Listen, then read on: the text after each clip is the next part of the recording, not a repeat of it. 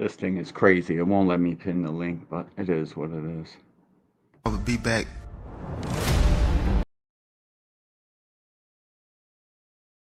There is another reason to fill your heart with hatred. And boxing news, we have Shakur Stevens. What did Debo get hit with? That boy got hit with a brick. Debo rolled that bike in the wrong neighborhood because we taking that bike. Debo ain't leaving with that bike. We taking that chain. We taking them $200 he stole from Smokey. We taking everything. You know what I'm saying? Bill Haney is a clown. I just want y'all to know that, man. Tank, I respect him. Like you said, he behind me. He posted me. He said Atlanta got a whole champion. They don't even know it. Yeah. What the is up? Welcome to another episode of The Angry White Man. And after the Cap Fest, we were just privy to, fight negotiations between Bill Haney and Brian Norman Sr. and everything that follows. Shout out to True Media today. We are going to slay Bill Haney live on the air. Haha, nah, I'm just fucking with y'all.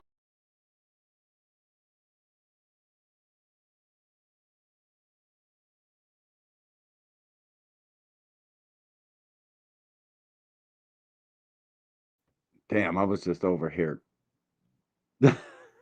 with the mic muted. YouTube won't let me pin the link in the chat for some reason. I don't know if it's this dual stream stuff. I don't know what it is, man, but happy fight week to all y'all in here. The Haney fans, the Norman fans, the Benavides fans, the Yardy fans, the Bam, the Puma. This card is fantastic, yo. It's one of the best cards on paper I've ever seen. We got four fights that arguably could all be main events on their own. I think Abdullah could have took Sam to Cleveland and packed out the same joint Jake Paul fought in. We're going to talk about that. I'm going to talk about a couple little interviews from Brian Norman and Devin Haney. They brought some things to my attention, and it the reason I'm so big on interviews before fights is because the fighters like subconsciously tell you what they're doing but not tell you what they're doing. They're always so secretive. They don't like media workouts ain't what they used to be anymore. They're all trying to keep their game plans and shit secret. So I like to watch the interviews and try to pick out the little things and what they say. Very important to watch all the pre-fight interviews, guys. You should all do it if you're not. What's up with my dog Cam J in the building? Salute to you, bro. Thank you for stopping through. Appreciate you, dog. Salute to my boy Cam J. Y'all already know who Cam is, and if you don't, shame on you. Go check out my boy. He's putting in work. Great content, great lives. Go subscribe to my dog Cam J. Miss Joette, what's up with you, girl? Salute. Thank you for stopping through.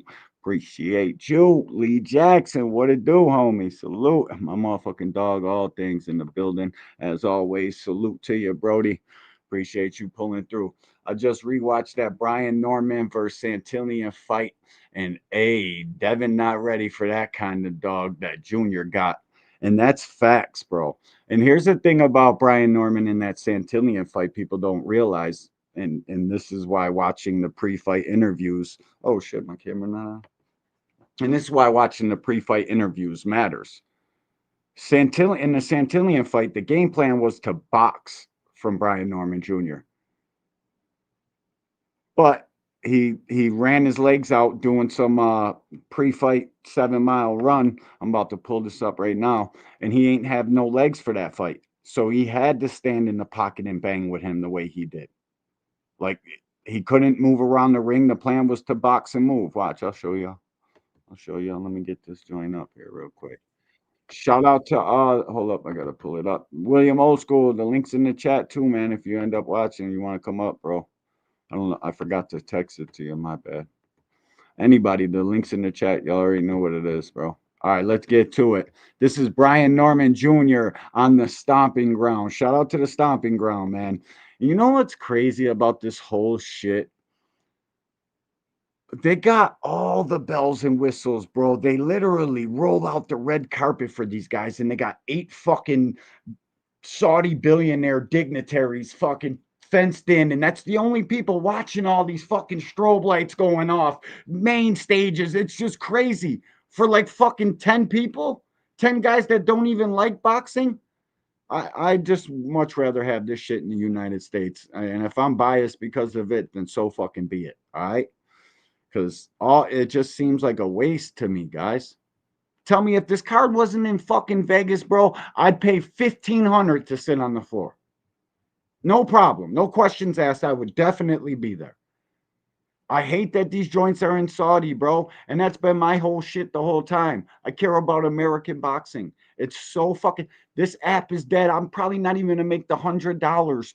And I've been dropping short after short after short. There's just nobody on this fucking app looking for boxing content at all. I'm not even gonna make the fucking $100 minimum to get paid from YouTube.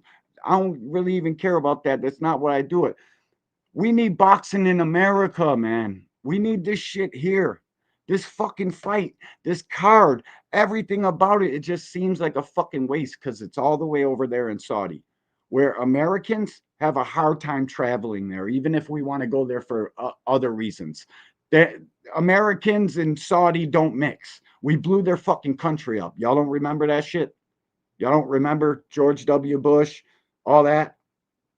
That's why it's not good for Americans to go there. They kind of don't like us. And they're definitely bottoming out these fucking American fight promoters. Matchroom sold half of their company to DAZN. They're fucking boosting these guys' purses up so big that when Turkey finally leaves the sport of boxing, American fight promoters ain't going to be able to pay their fucking fighters to get in the ring and fight anymore. But, you know, whatever. Y'all keep loving this shit. This is Brian Norman Jr. on the Stomping Ground. Shout out to the Stomping Ground. We're liking, sharing, subscribing over there. Salute to you, bro. Do great work. Boom. I'm going to hit that share. I'm going to copy the link at least. Boom. The more you share, the more you fucking engage with shit, the more they share it out to other people. So shout out to this young man and his great work he's doing here with Brian Norman Jr. Let's get it. 22nd. Watch only on DAZN. Oscar Bevis for the Stomping Ground, available Hello. on DAZN. Brian Norman Jr. Enjoys the champions. A pleasure. Brody, salute. My dog Fight Game in the building. I'll wrench y'all up in a second. Jab Queen Boxing in the building. What's up with you, girls? Salute, salute, salute. Thank Father. What up? Yeah, your boy's getting cooked. Shut your bitch ass up. Cult top talking points. What fucking cult do I belong to? I fucking rolls dolo from state to state. Pop up at boxing matches. Only fucking white dude there. There ain't no cult shit. And salute to my dog, JB, with the $5 in the super chat. He ain't say shit. He just said salute. Salute to you. Let me play a knockout real quick. And this is exactly what's going to happen on Saturday night. Debo Haney. What did Debo get hit with? That boy got hit with a brick. Shout out to the super chatter dog. We appreciate you. Like we appreciate Brian Norman Sr. answering Bill Haney's bullshit list call out. Salute.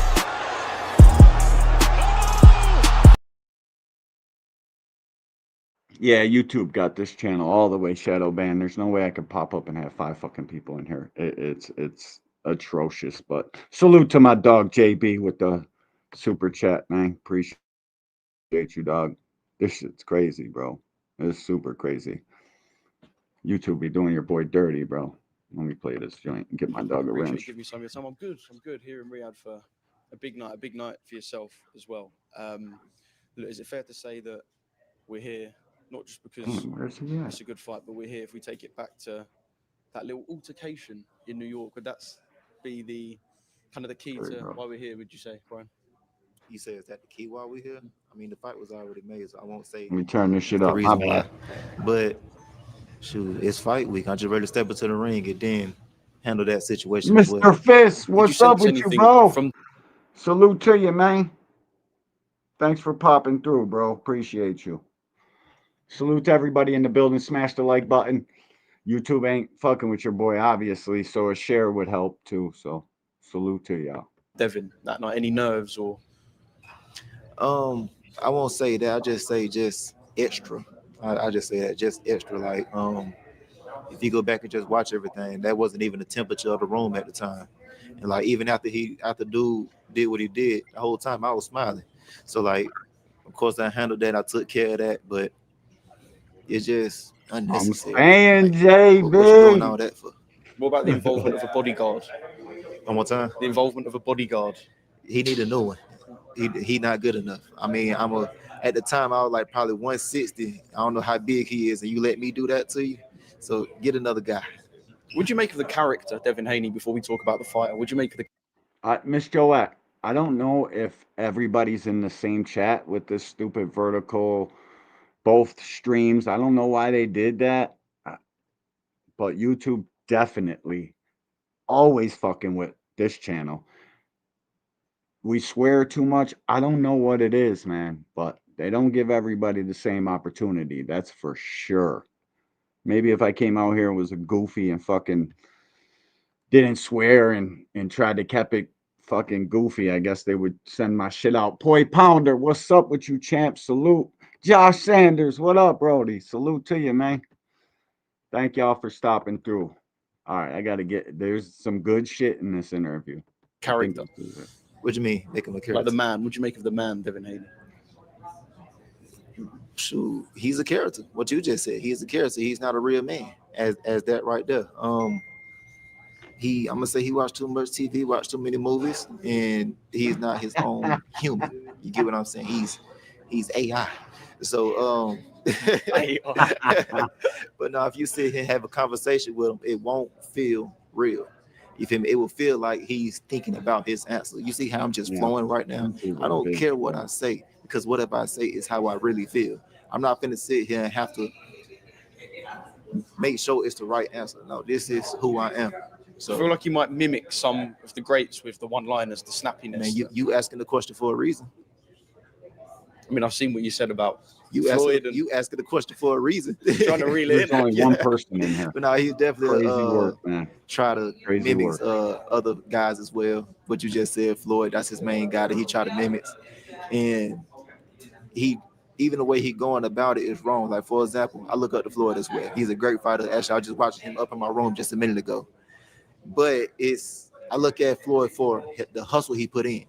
He's a very confident man. Why is he a confident man? Because of the work that he put in. Because he know that he was up 2 in the morning, 3 in the morning. He running everybody up sleep. He know for a fact that when it comes down to it, he's ready for that. Go back to the Emmanuel Augustus fight. At the time, I believe his name was Emmanuel Burton. Go back to that fight. Go back to the Miguel Cotto fight. Even when he was older, the Madonna fight, when he had the real deal dig deep, he know he got that. Devin Haney, can he dig deep? He not necessarily sure of himself on that. So I believe that's what it is. Do you think he sees you as an easy touch? Do you think he sees, if I get Brian Norman now, I can get him before he turns in to not just the great fighter he is now, but before he peaks to probably one of, or if not the best that we've seen of this generation? Is he trying to catch you early? So how are we kind of viewing the way that Devin sees this fight, do you think? So definitely yes. And I said this in previous interviews in the past before I even became a champion. I said, y'all better get me right now. This was when I was like 22 years old, early 23 before I became champion. And it was like, y'all better get me right now before I real deal get everything together. I knew I had some. When did you do all that, Think? All his favorites you shut down. I don't know about that, my boy. I don't know. Some things to tighten up on. I still had hand injuries and things of that nature. It was a lot I had to tighten up on. I'm still trying to understand, of course, not just the fighting aspect to it, but the whole game of boxing. I was still trying to get everything together. I got it now. It's too late. Y'all took too long. I tried to warn y'all in the past. Y'all took too long. All right, so I kind of believe Brian when he tells them what he's saying right now. Y'all took too long. When he was trying to figure this shit out, healing from his hand surgeries and hand injuries, very young, that's when somebody should have knocked him off.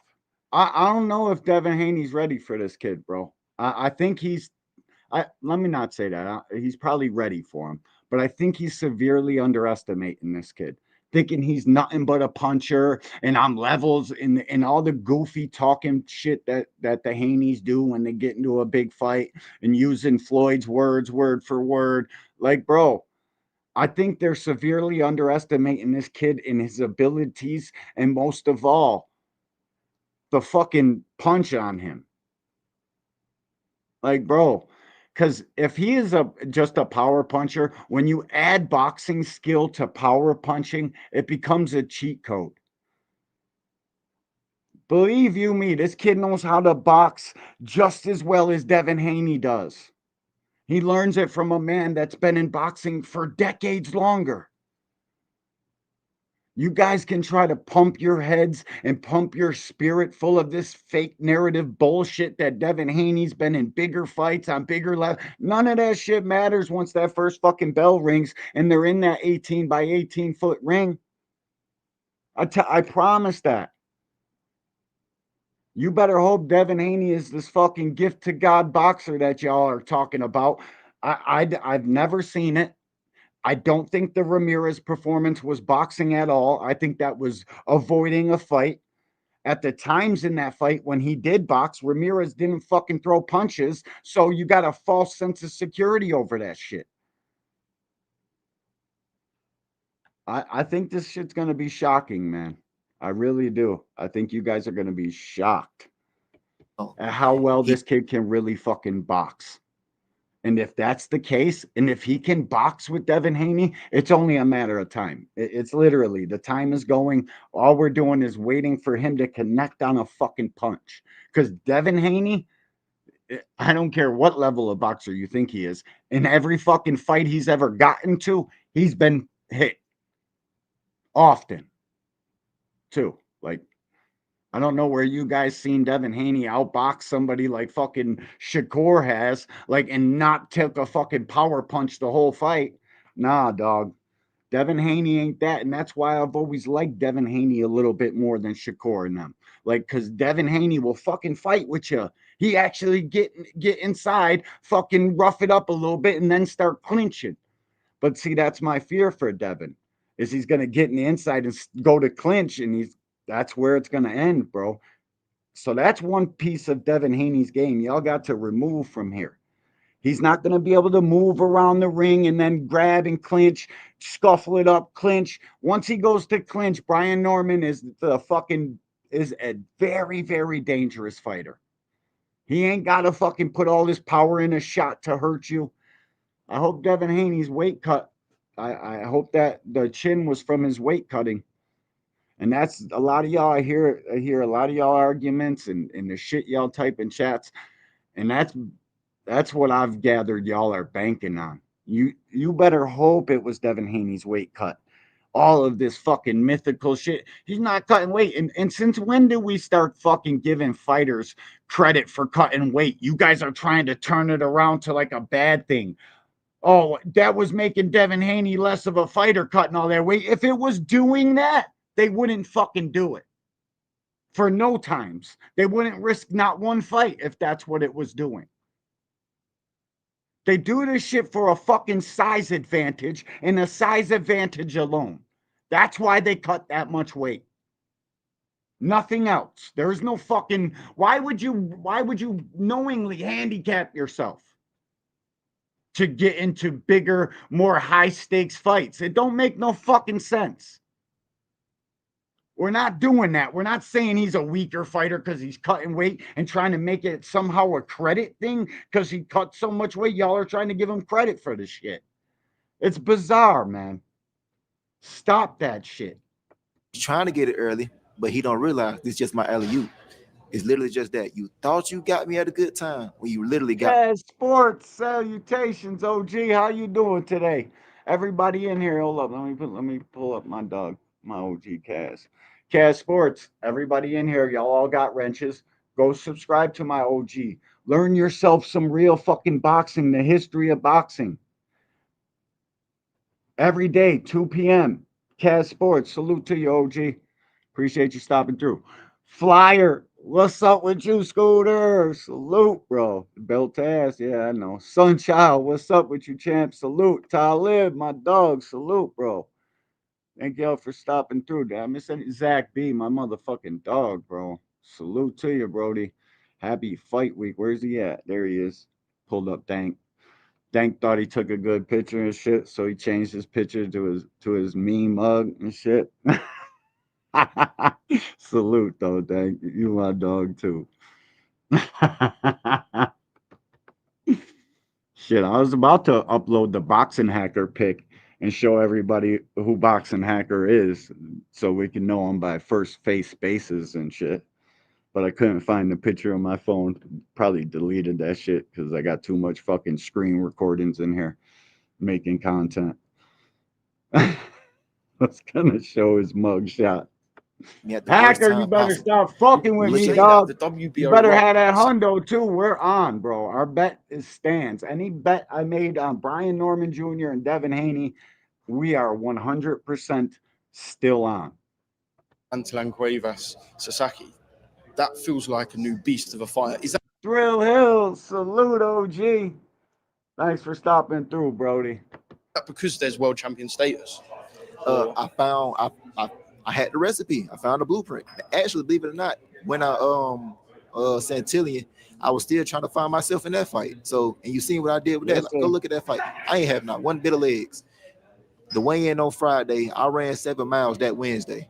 So I'm thinking 7 miles is easy for me. Of course, I can do it. I can cut weight easy. So I'm thinking it's such an easy, it's such a breeze. So of course I'll go out and do it. But now it's fight time.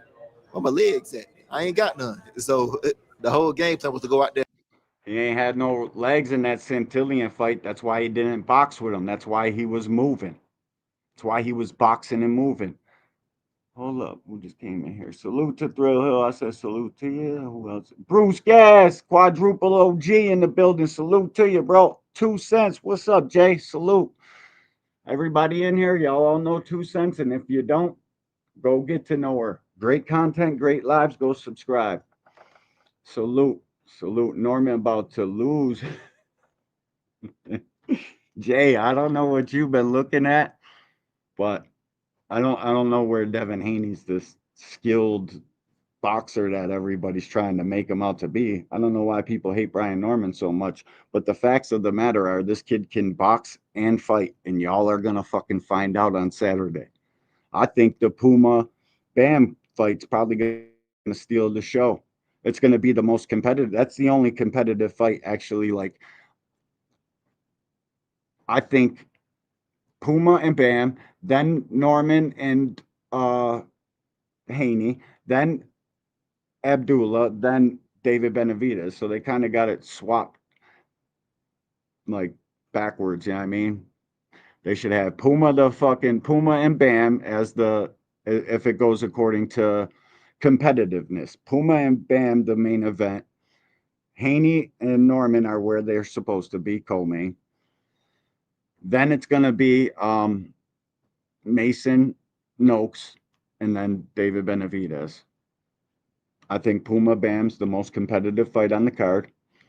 Actually, this Norman Haney joint should be pretty competitive. If it gets competitive, that means Devin Haney has to exchange in the pocket.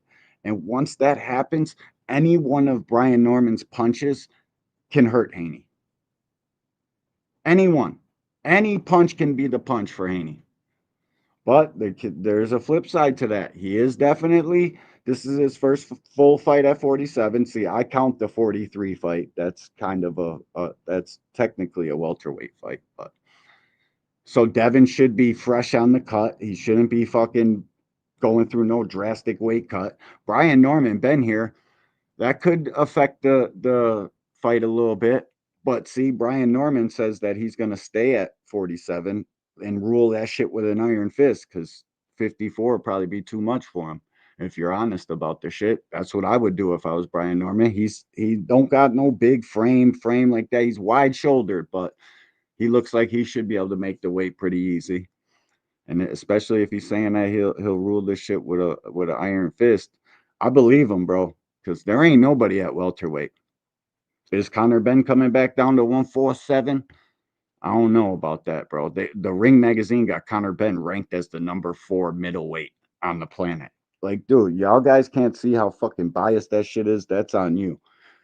Ain't no fucking way Conor Benn beats the fucking 15th ranked middleweight, and now all of a sudden he's number 4. Like, what the fuck? Where do y'all get that shit at? How the fuck do you beat up on the 15th middleweight in the world and then suddenly pop up at number 4 in the overall 160 rankings for Ring Magazine? The one that all the goofies on the internet fucking swear by. Their ranking system's so shot they got Boots at number 7 at 54. Fuck out of here. Everybody on the planet knows who the top 154 pounder is. Fuck what? That shit's crazy. The Ring Magazine got this shit all fucked up, man. They need to fix their rankings. And box, but I can't even do that because I ain't got no list. I don't know. If he was 15, I would say about there. Where would you rank Eubanks? An inactive 160 pounder. On my rankings, he was number 15. Maybe 13. But I don't know how you beat it. Okay, let's even say he was 10. How you beat the 10th ranked guy and become number 4? I don't see that fucking no way. And I thought Conor Benn was coming back to 47. What's the point of putting him in the top 10 of the rankings? What? To pat him on his back a little bit? And say, good job. You beat fucking inactive 36-year-old fucking zombie walking Eubanks. Good job. Listen, bro. Give me Conor Benn and the winner of this fight. If Conor Benn's all that. Show me. Man, for the slug this thing got, dog. What's up? You feel me? So, of course, you've seen the end result on that.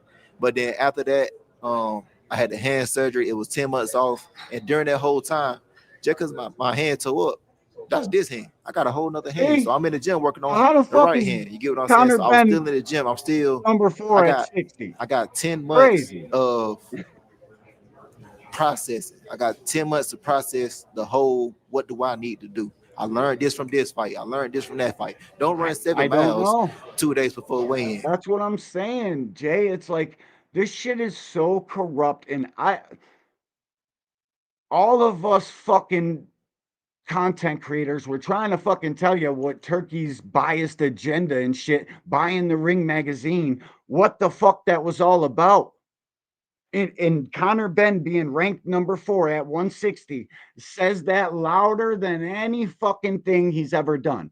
And FYI, the only thing I like that Turkey and DAZN have done is put fucking $45 up their bill to 45, so I didn't have to pay for these 2 fucking pay-per-views right in a row, and no other pay-per-views. At least 12 pay-per-views in the 12-month span. I'll pay $45 a month for that. That's the best thing they ever did. But the fucking catch to that is they just told us a week before we weren't gonna have no pay-per-views for the 3rd fucking time they got caught lying.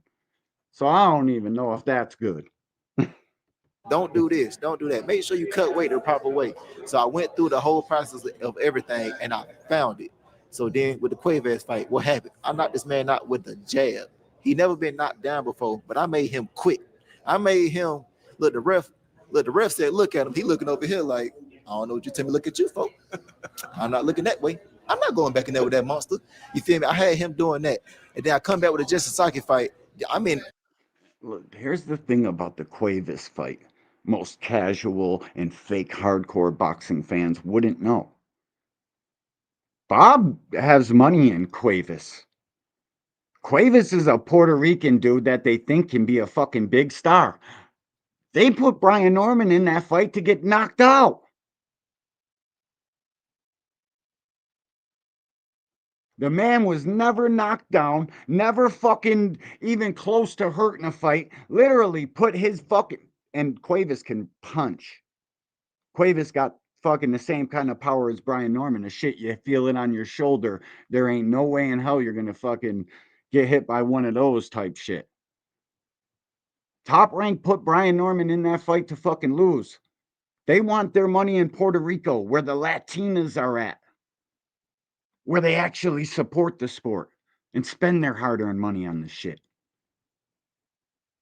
That fight to lose. Centillion fight to lose. They fucking got money in Jin Sasaki. Don't tell me I'm the only one in here that was getting up at 5 in the morning to watch the Japanese cards on Top Rank. Don't tell me I'm the only boxing junkie that got it that bad. Come on, man. This narrative that Devin Haney and them are pushing that this kid ain't been on this level. He been match made to fucking get to You're fucking dreaming. This kid has had the hardest road here. Guaranteed. It just how he beat his opponents. Y'all fucking come up with these crazy fucking weird ass narratives. It's weird. It's fucking weird. No evidence. Salute, fam. Thanks for stopping through. Appreciate you, dog. Smash the like too. And all y'all watching, if you can't fucking hit the super chat or the cash app, please smash the like. Share this shit. YouTube clearly not fucking with us. Help your boys out. There's only one dude up here today, but I don't know where old school at. Salute to y'all though. Thank y'all for participating. I'm in his home country. I'm in his living room with a bowl of cereal. Are you kidding, Dank? Dank father. His last two was gimmies. You wish that was true. And I know you know boxing better than that. So you got to do better, my boy. You just do. That's crazy to say that. His last two were not gimmies. His last two, he was put in there to lose. You can believe they were gimmies all you want. When you're shocked on Saturday, I don't even know. Is this card going off at real time? Like, is it, they're fighting in the morning, so it's prime time US.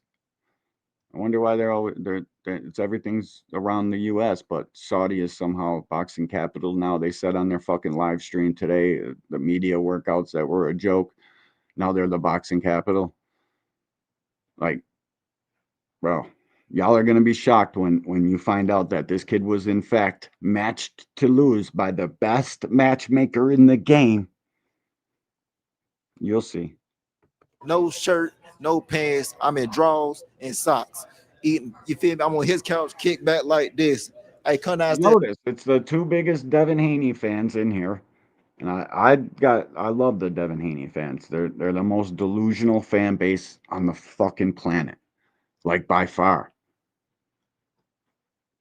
They're the only ones that think they were gimmies. Just because somebody makes it look like that doesn't mean it is that. It's guys, you gotta fucking understand that. Just because he went in there and fucking smoked on them dudes, don't make them gimmies, bro. And I hate boxing fans that do that shit. It's like like Boots and Lima. Lima is a great fight for your first fight at 54. The fucking dude can fight, had a gas tank. Boots gets rid of him in a fucking round, and all of a sudden, it's fucking disgusting. Hearing Mike Coppinger talk about he's not like Boots. Devin Haney runs to the smoke. Like, what? Does fucking Mike Coppinger not know that DAZN will reap the benefits off Boots growing into the biggest star he could possibly grow into? The fucking dude's a retard. Up there fucking talking nonsense.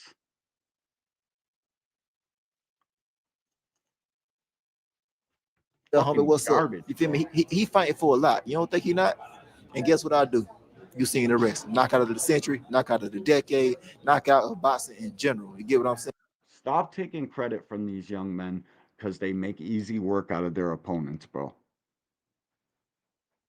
I'm going to look at their fucking resumes and what they do in boxing and judge it for myself. It's you fucking shitty ass, half fake, hardcore fucking casual boxing fans that just rip all the credit from everything all of these young men and women do. It's fucking sickening at this point. And it's a fucking big reason why we don't get a lot of the fights. Because we're not like NFL fans. Our fucking team loses. We come back the next fucking game and cheer them on the same fucking way we did the last one when they lost. Instead, we're ripping credit away, saying that they're fucking gimme fights. Here's a hint for you guys. Ain't no fucking fight ever fought a gimme. When any punch from any man can change the way you live life for the rest of your fucking life. I'm so sick of this shit, bro. Give these guys credit. Devin Haney gets massive fucking credit for getting into this fight. No matter if they had to take it, not, doesn't matter. The fight is fucking made. We gotta give Devin Haney his fucking flowers and not take it away. If he wins and outboxes fucking Brian Norman, I'm gonna come back up on this fucking platform and say, I was wrong. Big fucking deal. I'm gonna still give him credit. It's like, fuck, bro. If I'm a boxer in nowadays and I go onto fucking X Spaces or any one of these social media apps and just start reading what you fucks type, it's got to be fucking disheartening. I guarantee the way the boxing fans are nowadays is the reason guys won't fucking just nut up and take the fight. Because they don't want to be fucking made fun of for the next 3 months on fucking social media. Y'all got to do better as fans, man. I got to do better as a fan as well. We all do. These fucking dudes are warriors, gladiators, going out there risking every fucking thing they have every fucking time. Because like I said, any punch from any man in any fucking fight, this shit would be changed for these guys forever. The least we can fucking do is tell them, shake it off. Better luck next time, champ. And that's it. Wish them well and fucking let them be on their way. Talk a little shit, but the way this shit's going, bro, it's fucked up, man. It's fucked up, to say the least. To say the very bare minimum about it. And so look at the trajectory that I'm on. Devin Haney, you now a part of that list. You now. I have never once said Virgil ain't fight nobody. You getting me confused, Dank. Now I gotta hit you for 60 for that, dog. I'm not playing. I really mean what I say. Why would I say Virgil ain't fight nobody?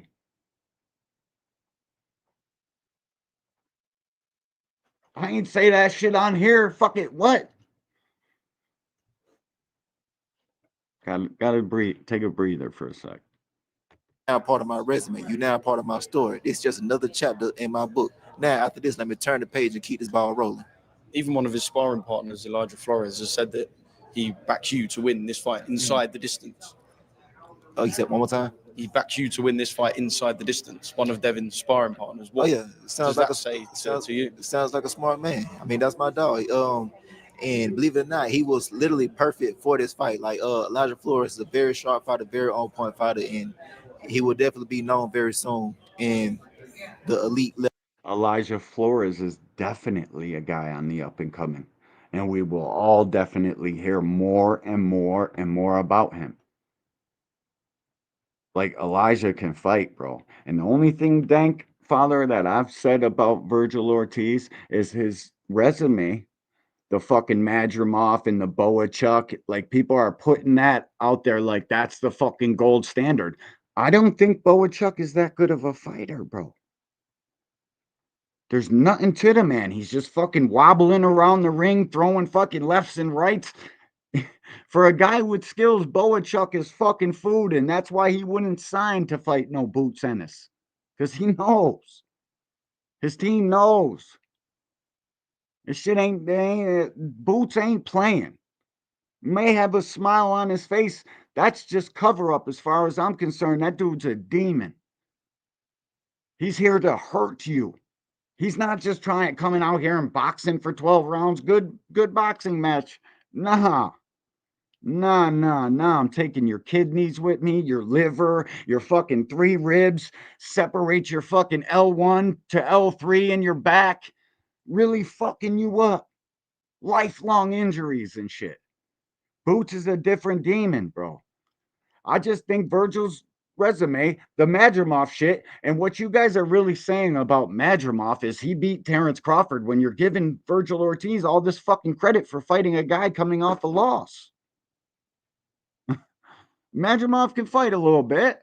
I don't think he's where y'all had him when he was fighting Terrence Crawford, number 1 and 2 in the world at 54. What? Where? I got fucking 5 guys, 6 guys beating Madrimov right now. Like, come on, bro. He fought some up. Them guys are great guys to fight. And shout out to Virgil for actually making those fights and fucking doing his thing. But he won both fights by the slightest of margins. The Boachuk fight, you can go back and watch and arguably score it for Boachuk. So I don't know where this fucking magic bullshit resume shit that they talk about Virgil comes from, bro. I don't see it like that. Shout out, he's fucking battle tested, and now Lubin, old fucking quitting ass Lubin, sat there on the ropes. Like, what the fuck are you doing? He did it in the first round, eventually boxed off of it, did it in the second round, got his shit peeled and knocked the fuck out. From a guy that's literally that's what Virgil Ortiz does best. Pound on fighters when they're fucking on the ropes. So Lubin just went and did his job for him. It was bizarre. I never seen Lubin fight in that fucking manner until like the 8th, 9th round of the fight. So why you would be comfortable doing that in the middle of that fight? That is crazy, bro. But shout out to Virgil doing his fucking thing, and I hope he's a man of his word from that 10-8 podcast shit. Because if Oscar De La Hoya fucks this one up, man, I'm convinced that guy doesn't want to give us no big fights. Shuts down Ryan and Jake. And the excuse he gave is DAZN and Netflix not doing business. So what? DAZN and Netflix doing business right now. Now everybody's all happy. Jake Paul's fighting AJ. This is fucking disgusting work from the American boxing fans. The UK people can be hype all they want over it. But the way this fucking dude just manipulated and drew a duck out of it because he knew once Shakur and fucking Ray Ford and Montana Love and Keyshawn Davis were piecing his bitch ass up in sparring, they knew there was no single way Jake could be able to chase Tank down and fucking hit him with anything. Especially that slow ass right hand. I hope to God for every fucking body involved in this shit, Jake Paul's head ends up somewhere 7, 8, row 8, seat 14 type shit. Knock his head square off his shoulders. And I think Jake's barking up the wrong tree. You fuck around with that, bro. He's trying to play boxing, man. And the boxing fans are allowing him to do that. I will not give that fight no light of day. That's why I didn't even really want to talk about it. It just so happened to pop up in my fucking head just now. But that kid thinks he's playing boxing, and I hope he gets knocked the fuck out. Level of boxing. How would you beat Devin Haney? Does this go the distance, or do you finish Devin before that final bell? It's not going 12. I'll definitely tell you that right now. And just quickly, final. Miss Joette says, I think Lubin got clipped early and got hurt, and that's why he was hanging on them ropes. I think he did get hit with a big right, but that's the last place you go when you're clipped, is to go sit on the ropes when you're already foggy from getting your bell rung once. So if he was hurt, he still did the wrong thing. You got to move from that shit. You got to move and tie him up. Get the fuck out the way. Don't just go sit there and put up a fucking weak ass high guard and get your fucking can peeled. Like that was a thing of beauty, man. Shout out to Virgil for that. I still don't know if he's elite. I still don't know if Virgil's elite. I don't know if I think he's got elite fighting spirit, I'll say. Like I think his dog is elite. But as far as boxing skills and fighting skills, I think he's like borderline. I don't think Virgil's elite like that.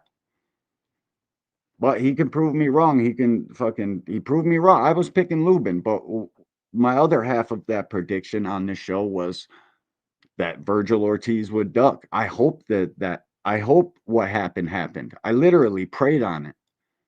I prayed to God, please let I asked for a first round knockout in my prayers. I got a second, so I'll live with that. But then I said Virgil Ortiz and team is going to use the excuse that we've already signed to fight Boots. Now he wants to come. We're not fighting. And what the fuck happened there? Exactly like I said. Fucking crazy, bro. This shit is crazy. I've never seen a more gift wrapped with the bow on top fight fall into a promoter's lap.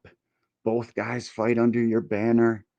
They're both coming off emphatic knockouts, and Oscar De La Hoya found a way to pull his little dick out and piss all over it. Like, what the fuck, Oscar? I would like to punch Oscar square in the fucking head over that. Like, just as hard as I can. Right in his fucking melon fishnet tight wearing bitch ass. And now my fear is all the PBC, everybody that's got 54-pound fighters that will have to do cross promotion with Eddie. And this is where the business of boxing matters. Okay? Who you do business with matters. I still can't believe that PBC with all these 154 pounders didn't make Boots a priority. It's like, it's brain boggling. How didn't PBC have a package deal for fucking Boots? Now you got Eddie Hearn with fucking possibly the face of boxing on his hands. He's just one big fight away. And the only one big fight that Boots can really get, the fucking other promoters shitting all over it. PBC not going to do business with Eddie for Boots. And if he does, the prices would have to be fucking egregious. These people are going to extort their way into a Boots fight. So Eddie Hearn better be prepared to back up what he says. Jerron Boots is the best fighter on the planet Earth. You're the best fighter. You better fucking be prepared to pay to show us all, because that's the only way my favorite fighter is going to get the fights he deserves. Is if Eddie Hearn overpays for him. It's fucking my bad for veering off and going on the 154 shit, but yeah, I don't know. It is what it is. Let's get back to this Brian Norman, Devin Haney shit. This is the fight I would like personal preference. This should be the main event. Only reason David Benavidez, who's also one of my favorite fighters, should be the main event is if he was fighting someone like Beterbiev. That's the fight I want. Fucking David Benavidez versus Artur Beterbiev. Man, it's the most violent fight the sport can make. Like, by far. I would have liked, though, for Devin Haney and Brian Norman to get the main event. It should be. But the reason Turkey didn't is, you guys seen the fucking Brian Norman versus Quentin Randall. Shout out to Rick Timms. Y'all seen that fight, right?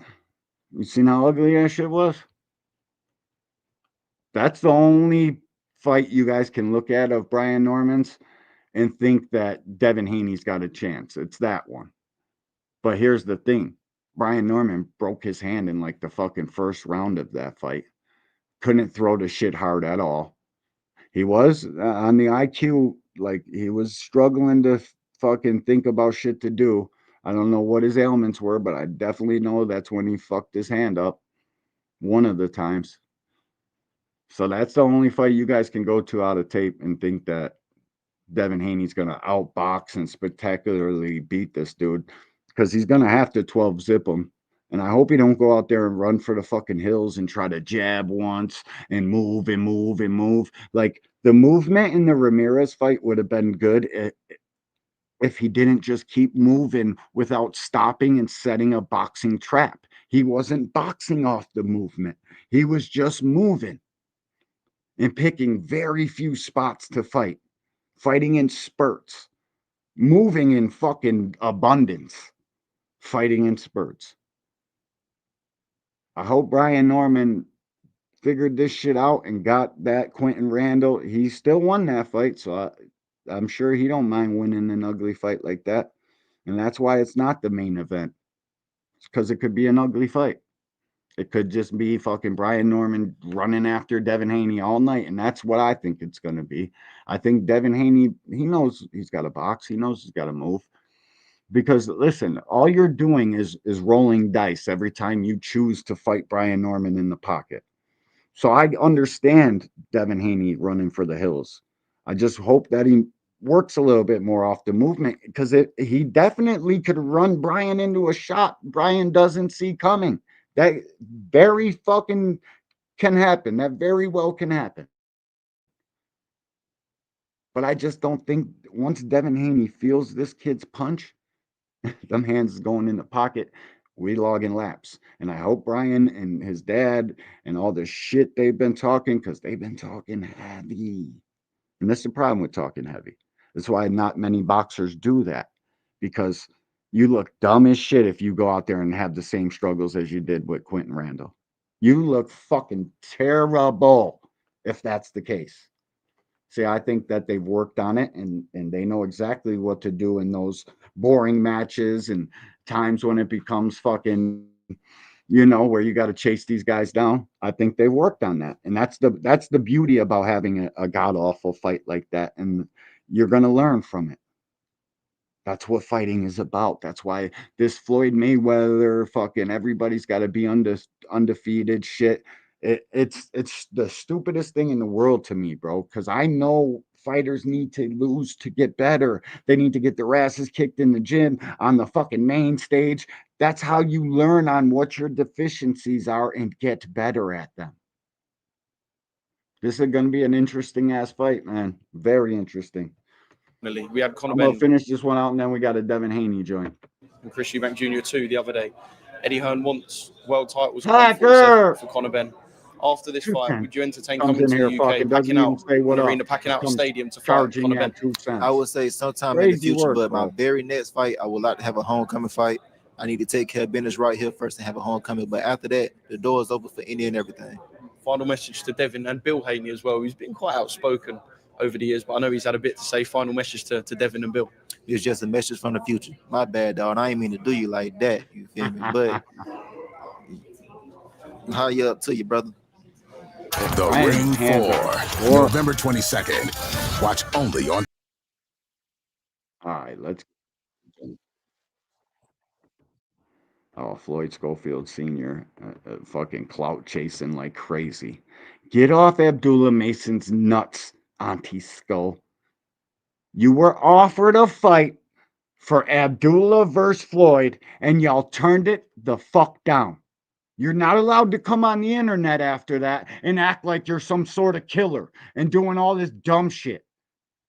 They offered you the fucking fight. And if you were really about that life, the fight would have been had. Stop the fucking cap, Auntie Skull. This shit's embarrassing, bro. Shit. All right, shout out to Daily Mail Boxing. We're subscribing. Boom, subscribe, bell icon pressed. I need all y'all to do this. If you have never been in here before and you're too scared to type or talk shit in the chat, can you please subscribe to this channel? We drop content every single day. Salute to y'all. Shout out to Daily Mail Boxing. YouTube, this is for educational purposes only. We are trying to educate fake hardcore boxing fans about their favorite fighters. So salute to that. We're sharing, copy, bang. Just got to do that. That's what I do on everything. So, All right, let's hear what Devin Haney talking about in the Daily Mail. This one's interesting. Boxing, joined by Devin Haney. First of all, happy belated birthday. How are you doing? Thank you. Oh, yeah. Happy birthday, young champ. 27, young OG.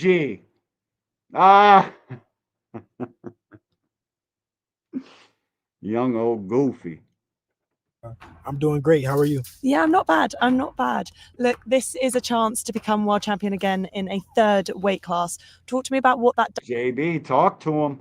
Turning down $1 million for one fight for 5 years for $5 million is crazy fucking work. You would have had the one whole year done with to go in there and knock somebody out that y'all say it's easy work. So what the fuck are you turning down $1 million for? He's a smoke show, bro. I do not like now. His son is going to have to do so much because it's just me, who I am. Like I hear that, I see that whole play play out, right? They don't take the fight. And then I see Auntie Sko on the internet dogging Abdullah Mason out. Now I look at the fighter weird. I'm like, wait a minute, bro. Now his son's going to have to fucking fight crazy good fights just for me not to think that they're out here smoking. They're out here doing a smoke show. Now his son's going to have to fight way better to convince somebody like me that he's actually the goods. The Tevin Farmer shit was a start, but to see the way they move in real time and the way his daddy talks, when I know there's been fight offers, nah, dog, I don't look at your kid the same. I don't. 2 cents with the super chat. Appreciate you. Hold up. I just seen it. There it is. Oh shit, hold up. Big Dre, you gotta send me that commercial again to my text message. You got my number, right, OG? Send me your commercial, bro. I'd love to play it. I love Scooter. Live hotel and casino, Hanover, Maryland. This Saturday night, Scooter Davis is gonna be in that bitch, burning it down. Guaranteed my dog gonna be in there doing his thing. Salute to you, Big Dre. Marquis, what's up with you, bro? All right, let me read 2 cents. Shout out to 2 cents with the $5 in the super chat. I appreciate you. Everybody say something to Boxing Hacker so he don't got to say dumb shit to start an argument for attention. Hey, Boxing Hacker. Salute to you, Hack Attack. Not giving me a heart attack today, so I'm straight. Sexy Kendra, what up with you, girl? Salute. Salute, salute, salute. All right, let's hit this. Let's hear this. He pretty much admits to a lot of shit in here. Does for your legacy and where you think that puts you? I mean, it puts me, in the history books, even more than I once was. Puts me in the history books as a welterweight champion, something that I've always dreamed of. Being on the come up and, being a young kid, watching guys like Floyd, Mayweather, Leonard, just so many greats, become welterweight champions. So I knew that one day I would be here, and here we are. You talk about the weight and the fact that in training you don't have to think about the weight anymore, and that's kind of been a real game changer for you. Recently, Chris Eubank Jr. was in the ring with Conor Benn. And Zulu, what up with you, bro?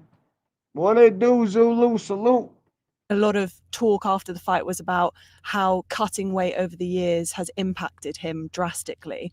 Can you kind of talk to me a little bit about what it is like cutting weight and the effects that it does have on someone? Yeah, I mean, I see people talking about, weight bullies and stuff like that, but they don't know that it really hurts you more than it helps you, when you cut weight. And I think it definitely, hurt some of my performances. Just me going in there, depleted. And I think this fight, I'm more of my natural self, more of my, myself when I'm at my best in the gym. Not focusing on cutting weight or, training to make weight. I'm training strictly on skill and game planning and getting better. People talk as well about punch resistance and punch power. Is that something that we're going to see slightly different now from you in this fight as well? Yeah, definitely. Punch resistance is what would be, would definitely, be better, just with me not being depleted. I think everything, I just be a better overall fighter. And like I said, you guys are going to see me, more of my best self and more who I am when I'm sparring and when I'm just, at my sharpest. There's that talk of kind of Tom and Jerry boxing, and although you weren't named specifically, is there a pressure in general in boxing at the moment to perform and not just win well, but win with spectacular fashion? Of course, that's every fight. I want to outdo myself. I want to, put on a dominant victory, not just a victory. I want to win, in dominant form. And this fight is not any different. I want to win, and I want to look good doing it. Confidence is one of the things that people are talking about. The question mark is out there about whether you lost confidence after the Ryan Garcia fight. Do you feel like you did lose confidence, or do you think you've just changed now? Yeah, I mean, I think both. I think that, of course, after a fight, with Ryan and, a fight that was initially a loss, of course, you lose confidence, you get discouraged, especially, once you find out a guy, is tested positive for PDs, and, it's just so much, happened in that one night. But it definitely changed me. I think it changed me for the better as well. Made me a better person, made me a better fighter. And You guys think Devin Haney's back to supreme confidence like he never even had the Ryan Garcia fight? Or do you think that I think this is what I think. I think that going up to 147, it's a whole different ball game, way harder punchers. He could benefit a little bit from not cutting so much weight, but I'm not giving him that fucking out. I don't put much into that. I'm not going to give him much for that. Fuck that. I think they punch way harder at welterweight. I think his confidence in taking a punch, you have to actually take a punch to get confidence back in it. And it's a different ball game in 8-ounce gloves under the lights. Devin Haney knows that more than anybody. I think he's going to feel that punch from Brian Norman, and any confidence he did work up or have is going to be gone, bro. Because you know how long this kid's been getting memed up for the Ryan Garcia shit? Like, fucking a lot. The internet is no holds bars. Everybody got a fucking big mouth and a big set of thumbs and a big set of balls on the internet. They just keep cooking this fucking kid. So I don't think he wants to get back into that situation and that be back fucking with the memes of the fucking shit on his trunks and all of that. I think he's going to stay away. I think his confidence could never be what it was before the Ryan fight. He's got to know that he's not an A+ fighter. Like, there's no way, bro, he's an A+ fighter. I think Devin Haney is a B-level fighter. Maybe just touching a B. Because there's only so many times you could tell me somebody's C-level and then you get beat up by him. Ryan Garcia didn't turn into no super fighter from that little bit of Osterine, maybe the 3 pounds. Maybe the 3 pounds, but that little bit of Osterine shouldn't have fucked with Devin's skill level and how to block a left hook or roll under a left hook, catch and shoot off a left hook. That was the only single punch you could have got hit by. Like, literally, everybody and their brother knew what punch you can't get hit by. And he still got hit by it. I don't care how much I don't care if Ryan was the Hulk himself. It doesn't change your skill level on being how to get the fuck out the way of a left hook that everybody knew. Bro, he's a B-level fighter. He can prove to be an A. I think Brian Norman's probably a B-level fighter. Maybe a little higher. He got power. That makes, like, this is the thing with destructive punchers. They don't have to be as good as a boxer as you. They don't have to have all these fucking skills and look sweet, good back pedals and fucking all this extra dumb shit. They just need to be able to fucking set up and land their power punches. So, bro, this shit's not looking too good. I honestly, I don't think he's as confident. Fucking as he's got PTSD for sure. Like, when he's looking at them fucking Ramirez punches, bro, in the first round, that shit said everything to me. That was literally one of the lamest fights I've ever watched. I got people on the fucking internet trying to turn that into a masterclass. Fucking Boxing Hackers retarded ass thinks that was a masterclass. It's not. That was a masterclass at fucking avoiding the fight, bro. That's what that was a masterclass of. Avoiding contact and making boxing look like fucking flag football.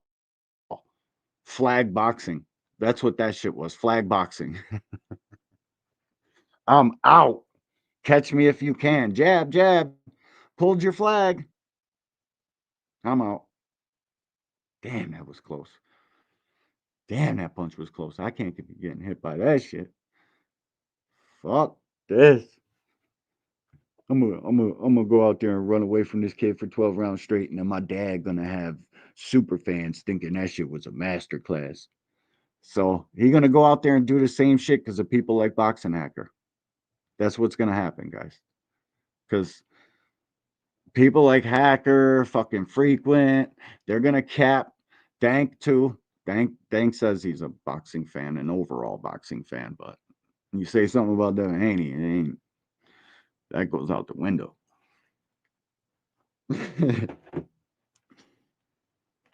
Bro, he's gonna run. He's gonna do the same shit as the Ramirez fight. And now I know that. Y'all know that. Brian Norman Jr. and Sr. both say they know that. Like, they made us well aware that they're aware of that. So now, if this kid can't go out there and make adjustments in this fight, I'm holding Senior and Junior fucking responsible. And if Devin Haney goes out here and valiantly fucking wins, and he can move, but you just got to throw more punches, bro. You can't be setting records for lowest output ever. That shit shouldn't even be in the conversation for the announcers to say, hey, we're going up on, if he throws 2 more punches this round, he'll beat his last. Like, that's the only stat I want to hear from the announcers. Devin Haney in the 3rd round. If he throws 2 more punches in this 3rd round, he fucking eclipses the Ramirez fight. That's boxing. The sweet science of boxing takes place in the motherfucking pocket. Nowhere else. Sweet science of boxing don't have all that bullshit lateral movement. Fucking move more than 2 times and don't throw a punch. That shit is avoiding. Should be a penalty. Should be a flag on the fucking play. All you football heads that are just popping back in for this Devin Haney versus Norman fight. Y'all ain't real boxing heads. Y'all are out here managing fantasy football teams. If you got time to do that, you can't talk. No. No. We're not the same kind of boxing fan. You got time to put in fantasy lineups and shit. You know what I mean? You need to watch more boxing. Devin Haney needs to eclipse Ramirez punch output by 5. I'll give him some more leeway. He moves and eclipses punch outputs. That's boxing. Lateral movement can be in boxing when you set things up off of it. When you're actually punching off the movement and walking Brian Norman into shit. Pivot, catch him off the pivot. Take an angle on him. Piecing Brian Norman up. Brian Norman's slow. Devin Haney should be talking about stopping Brian Norman confidently.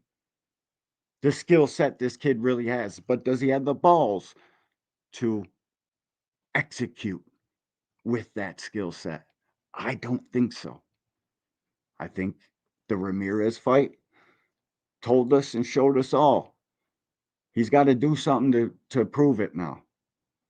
And that's the beauty of fighting. He's got an opportunity to do so. But the more I understand the movement. I do. I just want more punches, guys. That's all. That's all I'm saying. That Ramirez shit, bro, imagine the conversation we'd be having right now if Devin Haney was lacing fucking Ramirez up off the movement, because his punches affected Ramirez. I seen it.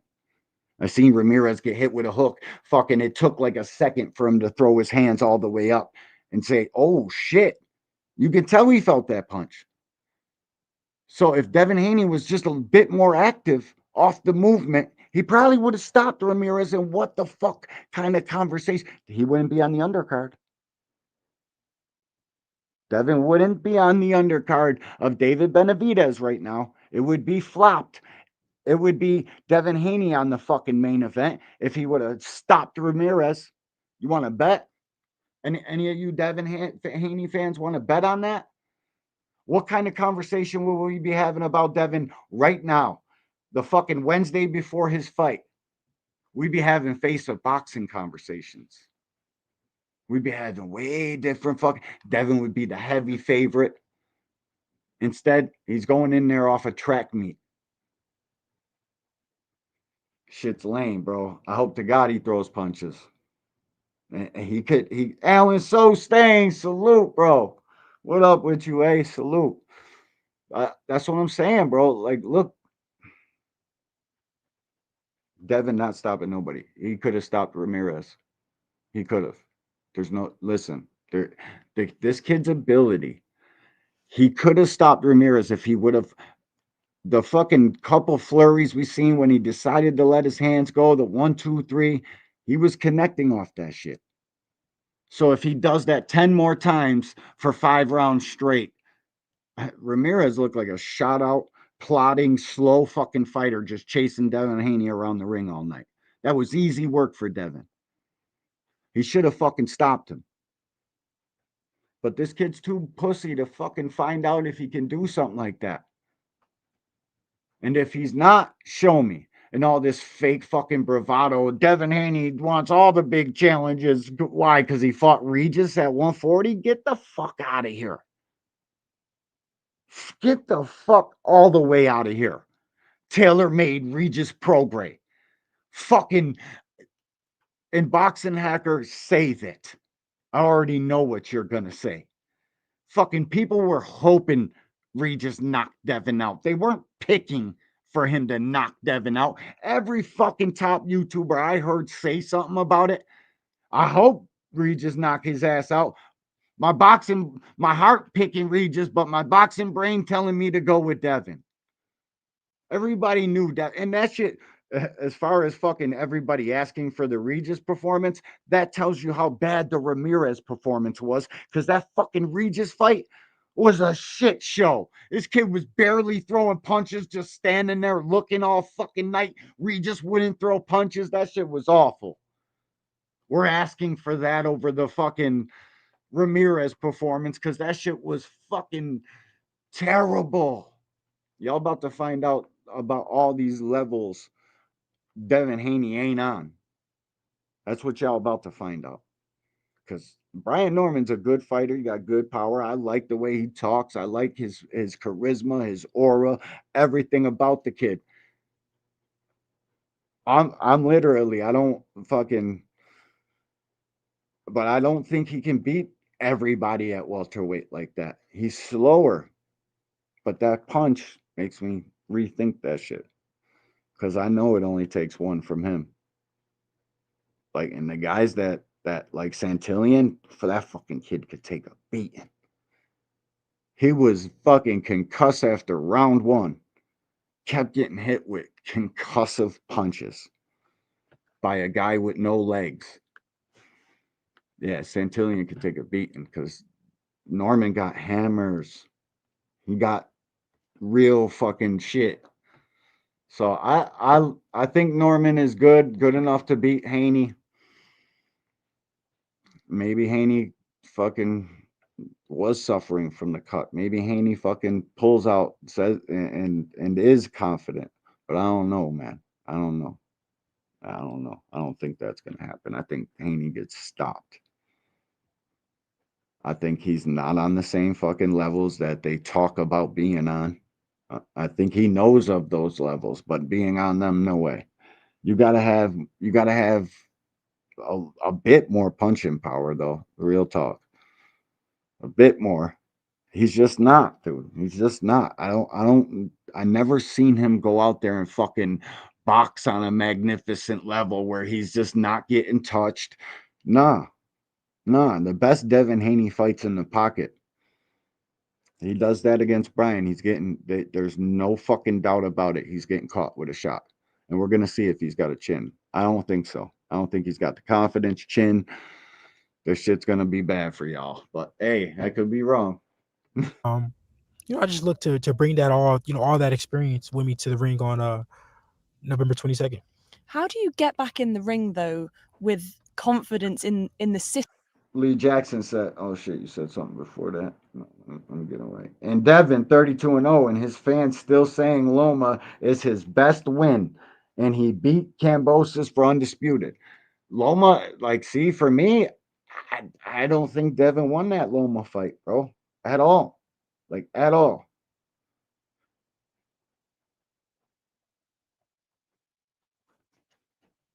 System of testing, considering the fact that drugs testing is. And this is your guy. Like he's arguing my fucking statement about if Devin Haney would have stopped Ramirez, we would have been having a way fucking different conversation. If you're denying that, Dank, you're fucking lying to yourself. Lying to yourself. And he probably would have been the main event. In place, but these people are getting caught either after fights or too late in fights. How do you walk into a ring knowing that maybe your next opponent could also... I don't know. Who did Regis beat, JB? Regis ain't beat shit. Ramos? Abel Ramos? What? Fucking Josh Taylor? He didn't get the dub in that one. I thought that shit was a draw, straight up, to be honest. I thought Regis and Taylor was a draw. I might have said Regis won because he's the American, but honestly, scoring that fight, that was a great fight. But I thought it was a draw. And how good is fucking Josh Taylor, really? T.O. dusting him off. Fucking Catterall dusted him off. We just seen Catterall get a stoppage with Bosley. He's fighting a lot better, but we watched him lose to Arnold Barboza. So I don't know.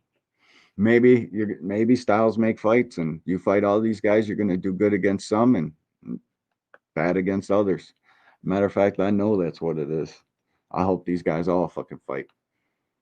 Show something at a later date. Yeah, I mean, you know, we go above and beyond. I will say this about Devin though. He looks good, bro. Skin looks great. Fucking kid looks healthy as shit. You don't see the line in his forehead. That's how you know when he's getting drained. That fucking line right smack across his forehead becomes prevalent. That Cambosis joint looked like he was frowning the whole time. Nah, he was just sucked down. It's probably still a 20-pound weight cut for him. 25. He's probably up to 180 now. This shit's Photoshop. They said this shit Photoshop. Yeah, all right, buddy. Who said that? When did I miss something? Did Brian Norman really say that? Boxy is Jaguar, my dog. Salute. He said 6'4" Loma. No, it was 7'5" Loma. It was a 12-rounder. But I hear you. No doubt. Mr. Fist, Lomachenko, and Richardson Hitchens butchered Cambosis. And listen, bro. Richardson Hitchens fucking made that shit look easy, bro. And that's where I like, and Richardson Hitchens saying Devin ain't shit. And I've been told y'all that. That's what he's saying as of late. And I just seen a short. It could have been a little bit older. Richardson Hitchens was in a red Yankees cap talking about Devin Haney ain't shit. I told y'all, he ain't on no fucking levels. Yeah. We're about to find out, bro. That's the beauty of all this, bro. And that's why fucking Brian Norman and Bill Haney. Brian Norman has obliterated Bill Haney in the media. Let's get that clean right off rip. As far as the shit talking goes, Team Norman W all day. Pre-fight, Team Norman W all day. Now we're gonna find out. We're gonna find out. Everybody's shit's gonna be on Front Street.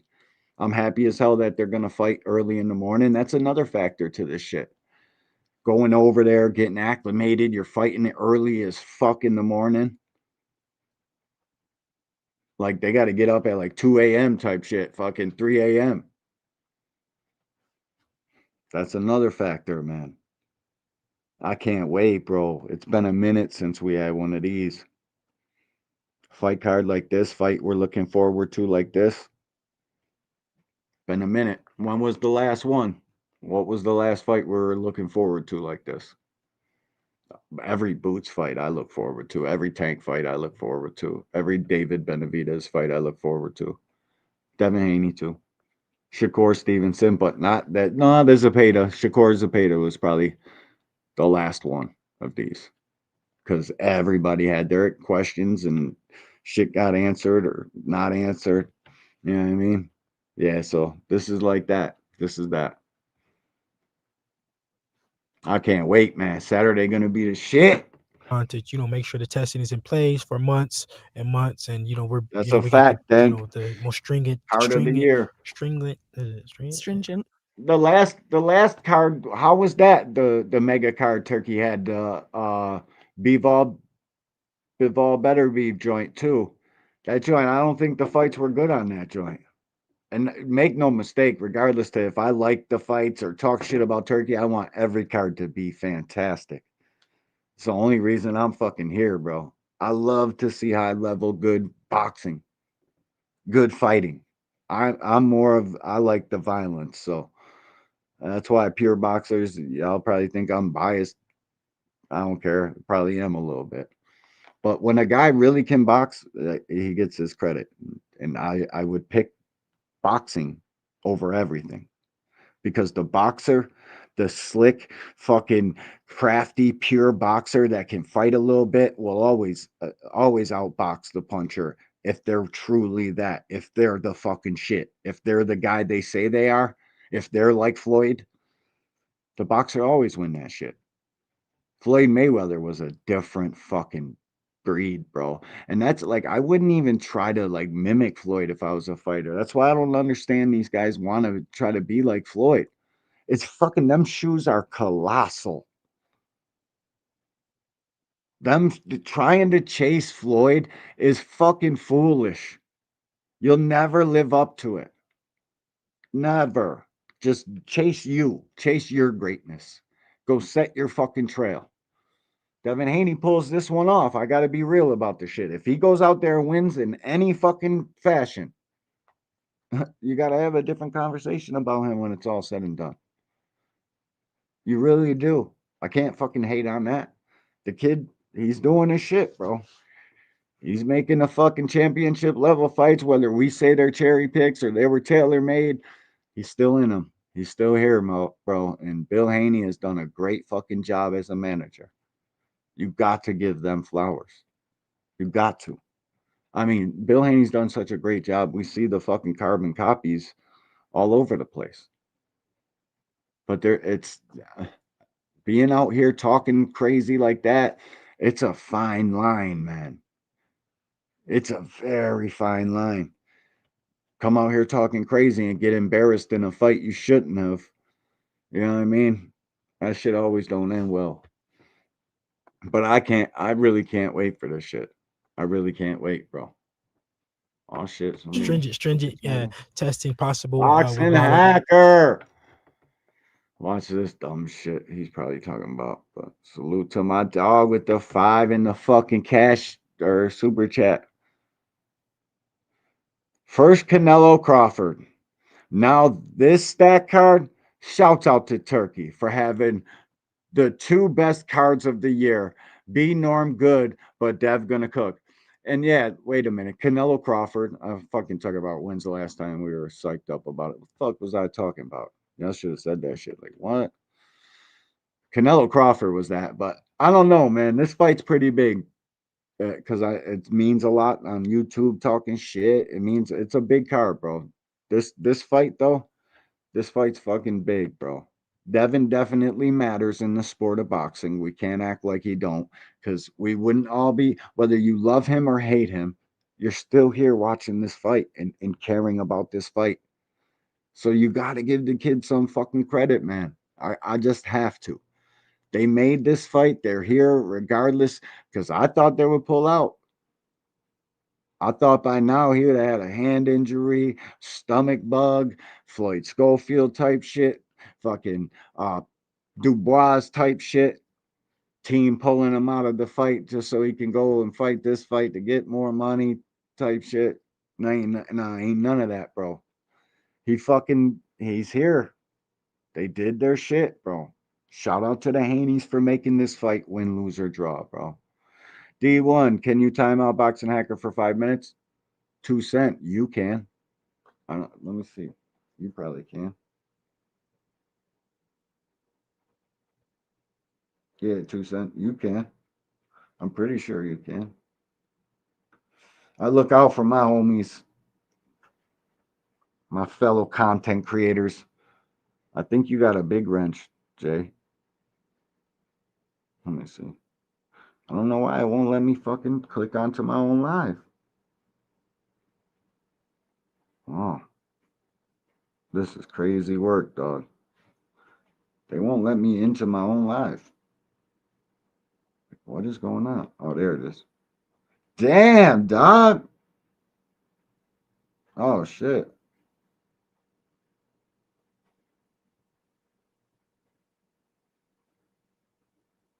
Yeah, my bad. My bad, Jay. Now you can. Now you can. She said, the fist, Sugar Ray literally, the fist. Oh, the fist is in here? Who the fuck? What? Am I tweaking? Sugar Ray literally fought the same exact style. You would call him scary. When did Sugar Ray fight like that against Roberto Duran? It was not the same exact style. He punched way fucking more. Way more. Do you want me to pull up the punch stats? Like, come on, bro. You can't be comparing Sugar Rays to these guys, bro. Especially when the punch stats say you're cat. Bro, if Devin punched more off the movement, all that movement's fine. It is. He can move as much as he moved in the Ramirez fight, as long as he fucking throws punches when he stops. And his punch output is probably like 400 punches to fight. 600 punches. Then that qualifies as boxing. 100 punches? No. Nah, doc. Who the fuck? Artur Beterbiev can't go out there and throw 100 punches and still be entertaining. So Devin fucking Haney definitely can't. You can't see Hacker anymore. I gave hey, you can do whatever you want, but just not you can time them out. I'm a little bit.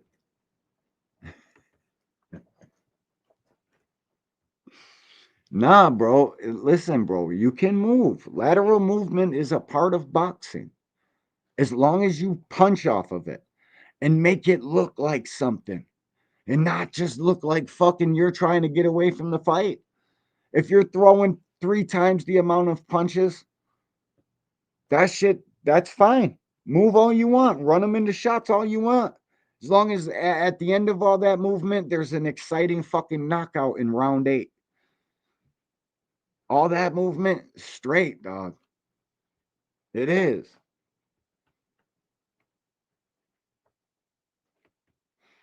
It is. All that movement straight, bro. If you fucking punch. What he did in Ramirez, no punching, staring, fucking standing there posing, move, stand, pose, move, stand, pose, fucking lateral move, then punch. No.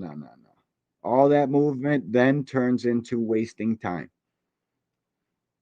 Once you don't punch at the end of all of it, it's wasted time. It's not boxing. Your hands and arms have to be a part of it. They have to fucking score punches, clean, effective punches. That has to be a part of it in order for it to qualify as boxing. Because if you're just moving, it qualifies as sprinting, as running, 40-yard dash shit. So you can move, just got to punch off of it. And we just do our best to make sure that we're on an even playing field. Brian Norman was talking about the testing, about being tested on holiday, and the fact that your team were hot on it, rightly so. But do you think that that's where it stems from, the fact that what you went through with the Ryan Garcia situation? Yeah, of course. Definitely, we definitely learn from that, and we do our, like I said, we do our best to make sure that the testing is as. Poi Pounder says, I got both pay-per-views, $37.97 with my monthly credit.